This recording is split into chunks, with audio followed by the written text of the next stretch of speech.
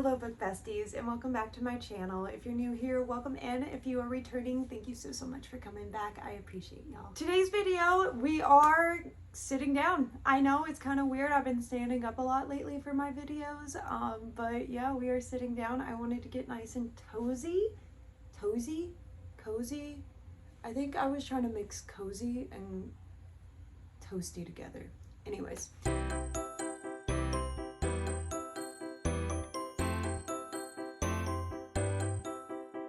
We are sitting down. I wanted to get nice and cozy and everything because this is more of a recommendation video and I kind of want it to be like comfortable and everything, you know? Today I am going to be talking about books that I recommend.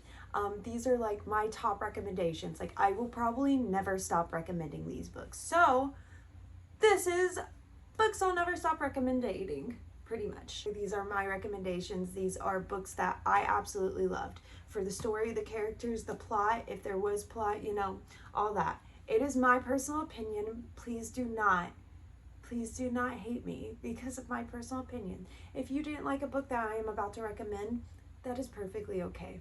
You know, I, for some reason, really like the book. And that's okay. Okay, great. Okay, anyways, I only did 10. I actually only did 10 this time. Technically 11, but that's because I think you should tandem read one of these. So yeah, anyways, buckle up, grab a drink, grab your water, and let's get right into it. I did make sure to include a variety, so we do have some fantasy, some romance, some dark romance, and some mystery thrillers as well. So there is a good mix. This probably is not like my top 10 overall, you know, but I wanted to like give a good mix of genres in here. Like if you didn't like any of the romance, maybe you liked one of the mystery thrillers. If you didn't like that, maybe you liked one of the fantasies. You know, just it's never bad to have options. Book number 1, Divine Rivals by Rebecca Ross. Okay, this is just such a cute, just, I don't know, it's kind of fantasy, but it's kind of not at the same time. It's definitely more like romance in my opinion. It's not as heavy on the fantasy. I feel like we're still kind of set in our world, but there are gods and there are some magical elements that you like cross in this world and everything like that. I think it would be our world if it had like a dabble of magic into it, if gods existed. That's what I really liked about this. I read this early on in my reading journey, and so I was very scared of fantasy, and this was very comfy for me. Like it was not too much at all. If you're new to fantasy, I feel like this is like a good place to start. Not a lot of world building at all. Basically, this follows Iris and Kit. They are both journalists for this newspaper that they both write at. They're both going for the same promotion and everything like that, so you do have rivals to lovers. Now, at the same time, there's a war going on in their world between two gods. It's not good. People are going off to this war and everything. And Iris's brother has gone off to fight in this war. It's very cute because she's writing these letters to her brother during the story and everything like that. And she puts them in her, like, I don't know if she puts them in or under her dresser, but they disappear. And then one day she receives a letter back. I love this book so much. I still think about it to this day. I have not finished the second book, so I cannot give you a recommendation on that or not, but I know this one is amazing. So I absolutely loved it. I gave it 5 stars. This was so beautiful. I can't get it out of my head. Like every time I look at it, I'm just like, oh. It definitely has a special place in my heart. Then I have Checkmate by Ali Hazelwood, and this book was just, I don't know, this is my favorite Ali Hazelwood book as of right now. I have not read all of her books, but this one is for sure my favorite. This follows Nolan and Mallory, and oh my goodness, do I love them both. Mallory is sassy, she's very independent, and then Nolan is a chess player, and he is the greatest. Mallory has sworn off chess. She was going to be, I would say, this chess prodigy, and something happened, and so she swore off chess. She was like, no more, I'm never going to play it again. Then there's a community tournament, and her friend is like, hey, someone dropped out on me. I really need you on my team. Please, I'll do this for you.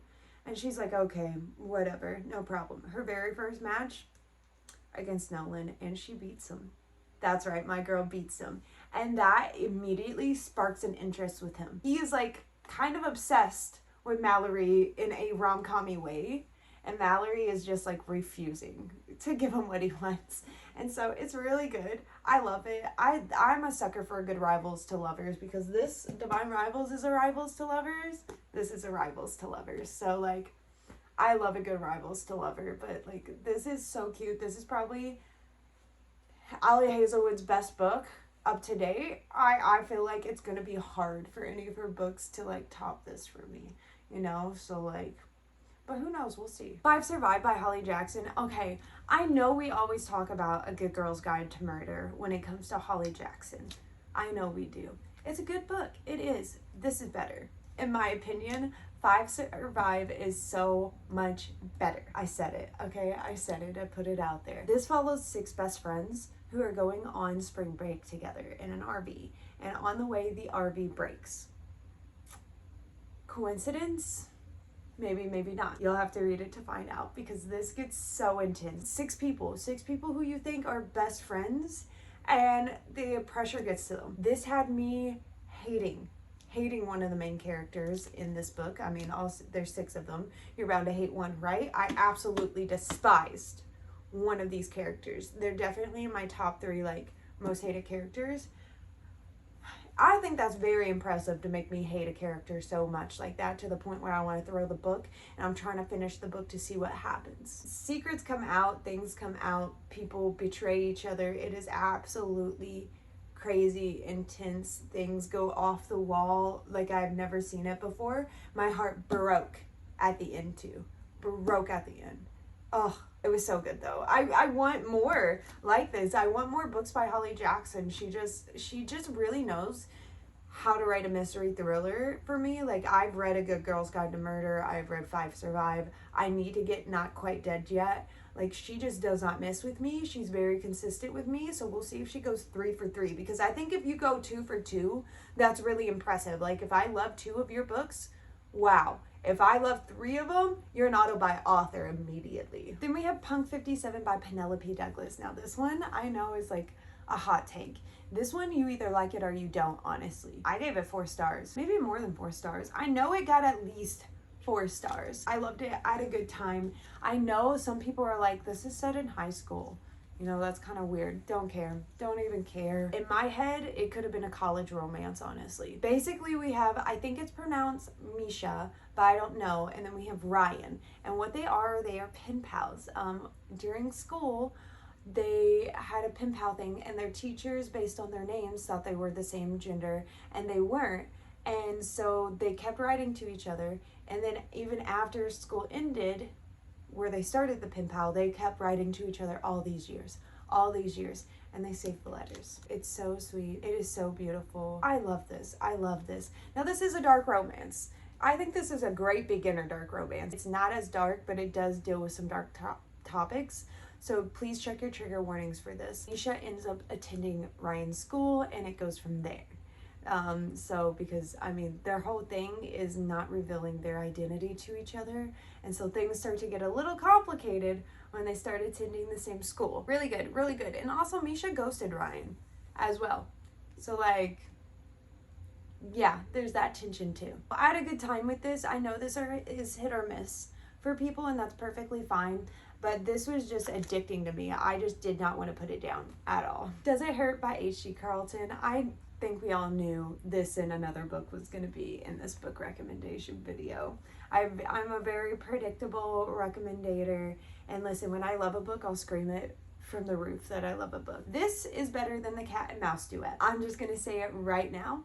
I loved it way more than Haunting and Hunting Out of Line. It was everything I wanted in a dark romance book, because it had the dark romance aspects to it. It had the spice in it, but it also had a mystery in it, unlike anything I've ever read before. I mean, I'm looking for this kind of high again with a dark romance book, and I have yet to find it. God of Malice was close. It was close. It was really close, but I just have not found this high from another dark romance book yet. So I'm searching. This follows Enzo and Sawyer, and basically Sawyer ends up stealing Enzo's identity. She is running from her past. I can't tell you what as of right now, because then I will be spoiling something, but she is running from something, And Enzo finds out that she has taken his identity. And so what happens? Sees her one day, he's like, hey, want to go on this boat with me? And she thinks that he doesn't know that he knows, you know, and all that, and everything. And basically they go out on the boat, some stuff happens, and they end up shipwrecked on an island. Unfortunate, very unfortunate, and they have to deal with each other. They're not too happy with either one of them right now. So yeah, it's forced proximity, it's one bed, there is a mystery to it as well, there are dark themes. Check your trigger warnings for sure, but the spice in this, so good. It was so good. But there is plot too. I'm not gonna lie to y'all. There is a huge amount of plot. The spice in this is just a plus. It's just a plus, honestly. The Housemaid by Frida McFadden. Listen, I am still looking for a plot twist like this that is gonna have my jaw on the ground. Okay, Frida McFadden, just, I mean, you either hit with Frida McFadden or you miss with Frida McFadden. And it's just as simple as that. Me, I am probably one of the best readers out there because I won't guess a plot twist from a mile away. I just won't. I'm bad. This was so good though. The plot twist in this, you get like so many plot twists in this too. And every single one of them got me. Every single one. It was absolutely crazy. And so basically this follows Millie, who is trying to start over from her past. Feel like we have a lot of like the past things, you know? She is trying to start over from her past and everything. Some stuff has happened. So she gets hired as a housemaid for this family that seems super perfect and everything. But as she's like cleaning the house, some stuff starts happening and she's like, maybe this family isn't perfect, you know? Maybe they're crazy and all that. So she has to deal with it and everything, but this is so much more, and I binged this. I read it literally in 2 days. It was so good. I loved it.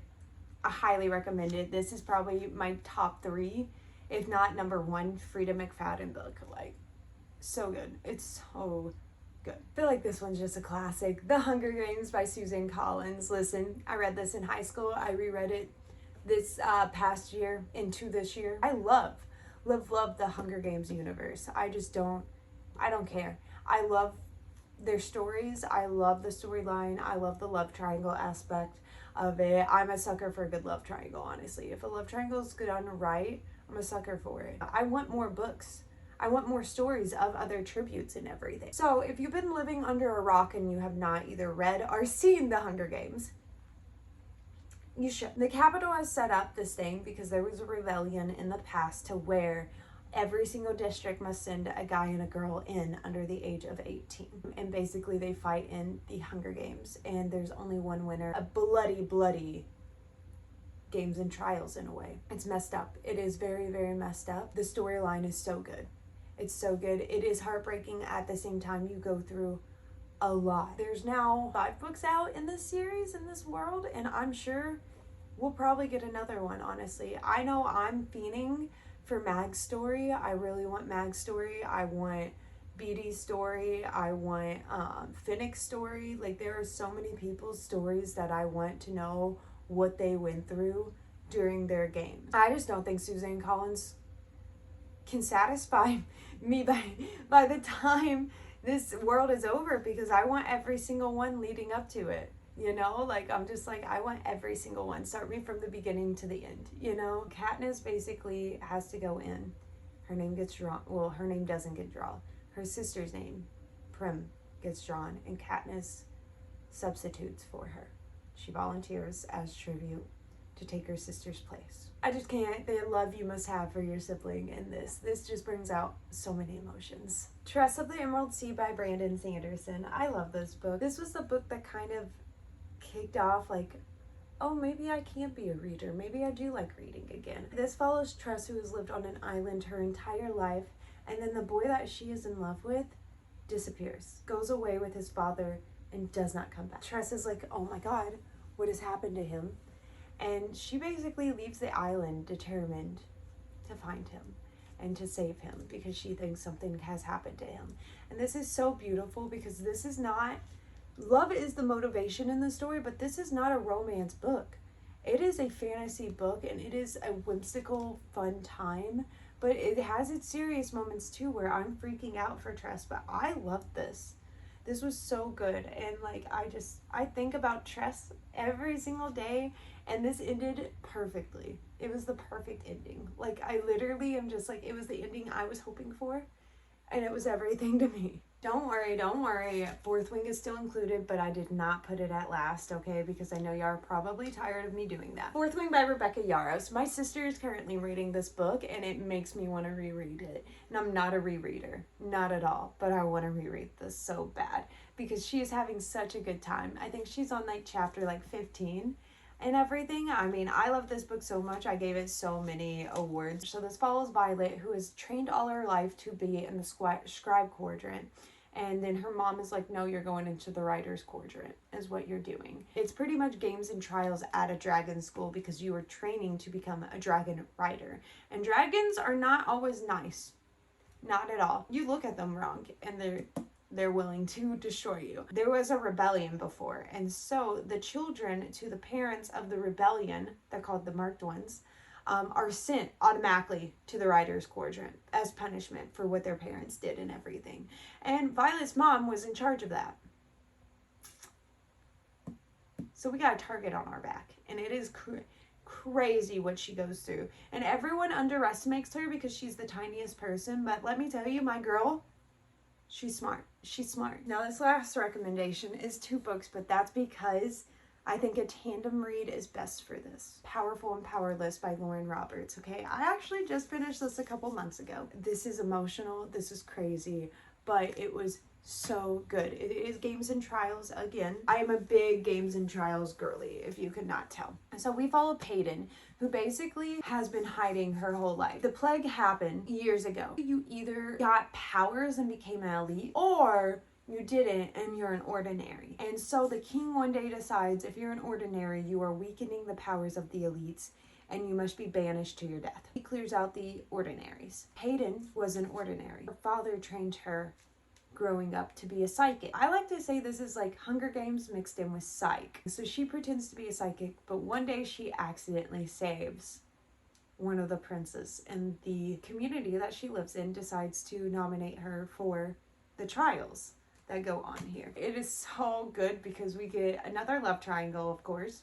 Love it. And powerful, you get her best friend's POV. So you're getting both best friends' POVs, and it is so good to see both of their POVs because they have been by each other's side, and Peyton goes to these trials, and then her best friend Adina is learning how to adjust without her until they cross paths again. It's emotional. It's so good, though. It's so good. And Prince Kai, I highlighted so much that came out of this man's mouth. I have a weak spot for him. I can't help it. I can't help it. So yes, that is basically all of my recommendations. I know it's 11 books, but 10 in my head. But yes, these are books that I'll never stop recommending. You know, these are my go-to in their genres of what I would recommend. So I'm happy with it. I appreciate y'all. Thank y'all for hanging out with me as always. I love doing this. So let me know if you want to see anything particular, and if you haven't voted in the poll for what reading vlog you want next, definitely do that because that is about to start because I'm almost done with the last one. So love y'all. Thank y'all. I'll see y'all next time. Bye.